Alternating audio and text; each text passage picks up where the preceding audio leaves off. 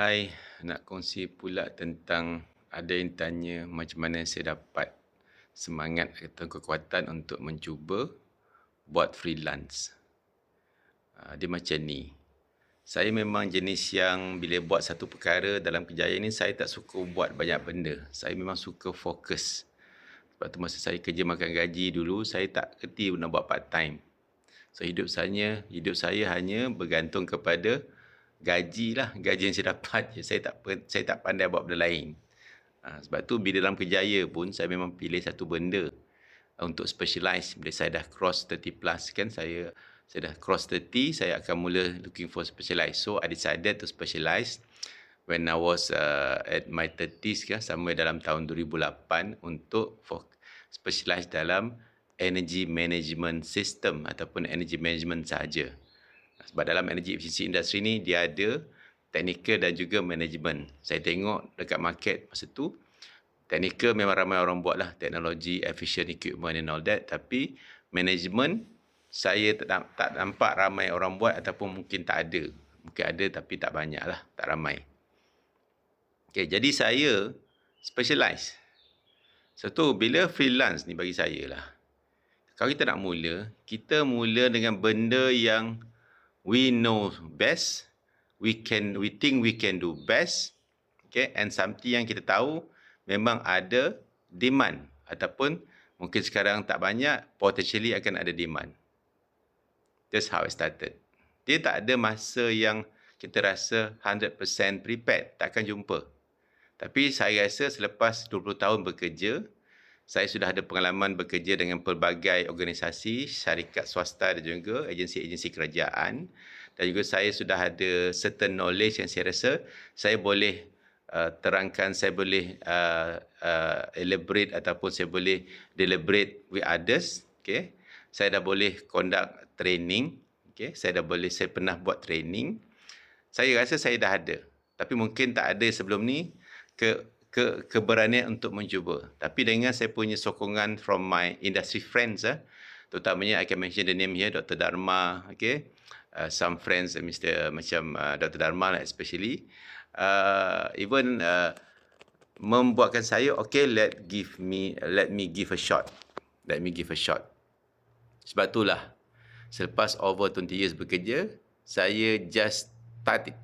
Padahal masa tu, financially tak juga kuat sangat, taklah berapa strong sebab masa tu anak-anak saya masih lagi belajar kat universiti, sekolah dan sebagainya. Masa tu saya hanya yakin. Okay, saya yakin dengan apa yang saya dah ada all the credential, saya dah ada pengalaman, saya dah ada all the credential on paper, expert sistem perusahaan tenaga, certified trainer, sijil pengurus tenaga and all that. Saya rasa insyaAllah, saya cuba saja. Saya cuba. Tapi itulah, kita kena cari benda yang kita tahu akan ada potensi pasaran. Okay? Ada tak pasaran perlu benda tu? So, saya cuba. I just started. So, 2019, I left my job. A comfortable job and I just started. So, mana dapat kekuatan tu? Saya hanya berserah pada Allah. Saya yakin, I told my wife, okay, I want to quit my job. I want to start to do freelancing. Alhamdulillah, isteri saya menyokong saya. Saya kata kat mereka, saya tawakal insya-Allah. Rezeki anak-anak ada, rezeki you ada, rezeki kita ada insya-Allah. And I just started. Itu saja. Dia tak ada nak tunggu masa perfect time to prepare, 100% prepare ni takkan ada. Jadi kita cuba and then keep giving our best and let Allah decides what's best. Kalau gagal pun tak apa. Satu lagi kan, yang saya belajar kan, mungkin biasa dengar ni kan. Kita untuk buat satu yang baru ni, kita kena bersedia untuk hadapi kegagalan. Kalau kita rasa tak boleh, don't do it. Sebab kegagalan ni boleh menyebabkan seorang break and then kita falling down atau break kita moving up. Sama ada kita gagal, kita akan kecewa, kita akan terus down, terus somehow buat something yang somehow terus kita tergolek lah. Tapi kalau kita selalu kegagalan akan fire us up. Ada dua je. Kena ready untuk kegagalan. Masa tu saya fikir, what if I couldn't make it? InsyaAllah saya akan cuba go back to get employed lah. Okay, sebab tu saya mula dalam umur saya sama dalam my early 40s. Almost mid 40s. So itu saja. So untuk mula buat freelance ni, kita kena dah ada certain perkara yang buat kita rasa confident. Kita rasa ada insya-Allah cukup. Okay, contohnya pengalaman, kemahiran dan juga all the paper credentials lah and all that. Lepas tu, notify is there any demand, ada tak demand untuk apa kita buat tu to the market, and then kita just give a shot and berserah pada Allah. Okay, give your best, let Allah decides what's best and for the rest. Percaya insya-Allah. Alhamdulillah.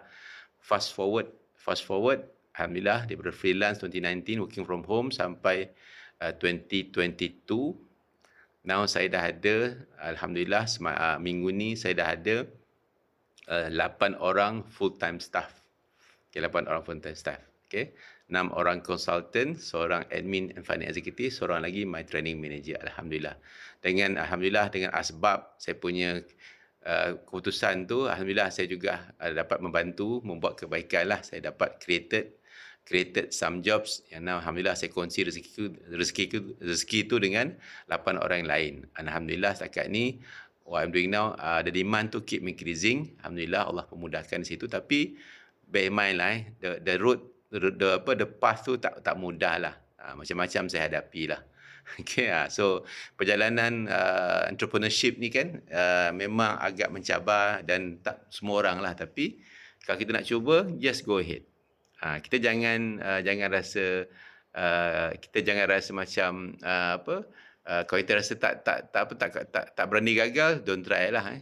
Kita hanya just go ahead. Kita akan sampai masa 100% prepare dan kita just give our best. Alhamdulillah lah.